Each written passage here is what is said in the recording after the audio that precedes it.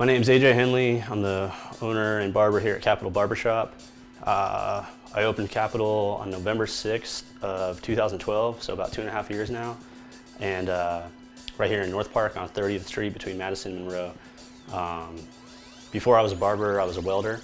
And I love welding. I still weld all the time, but I just got to the point where I was making $12 an hour while my boss was selling stuff that I was doing for 60 grand, you know? So it was just coming home and watching shower water turn black and just being exhausted and couldn't go in the garage and finish my own stuff and couldn't finish my stuff and take my stuff on rides and things that I wanted to do with them. So I just got bummed, got over it, couldn't start, tired of living paycheck to paycheck. And I was actually getting my hair cut one day by my friend Speedy, who used to cut my hair for a long time. And I was telling him that exact story, just how I said it right now, and he's the one that told me, you should go to barber school. And I had never even considered it before. I knew nothing about it. And the more I started thinking about it, the more I realized that a lot of my friends and family are in the hair industry and thought that they were all doing well and saw kind of the lifestyle. So I decided that's what I was gonna do. I was gonna be able to work with my hands. And I always knew I wanted to be my own boss. Even as a kid, I would take my friends' bicycles and act like it was a bike shop and, you know, put their bars in the right position and tighten their chains and put their pegs on and that kind of stuff. And so I thought this is perfect. So I went to school and it was the best thing I ever did. And I've been doing it for almost coming up on 10 years now. And literally every single day, I can't believe that this is what I am able to do for a living, and it allows me to do all the things I want to do and finally live a comfortable lifestyle and everything. So yeah, so I started out, I have to give a huge thanks to Brian Burt. He's the original founder and owner of Lefty's Barbershop in San Diego. I went to school with Brent Ferris, who I met in barber school, and Brent pretty much took me under his wing, let me use all his tools because I didn't have any. And I learned from Brent, who was being taught by Brian. So while I was in school, I worked at a shop in East County that was just in a strip mall, and those guys were rad, and I learned a lot there.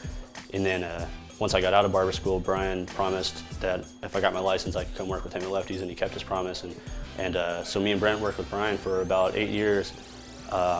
Brian sold Lefty's locations and moved out of the state. And at that time, the new owners kind of took the shop in a different direction than I was wanting to go with it, and it had always been. So I decided it was a sign telling me it was time to leave and do my own shop finally. So I left and started Capitol, and Brent soon after followed me, which was rad.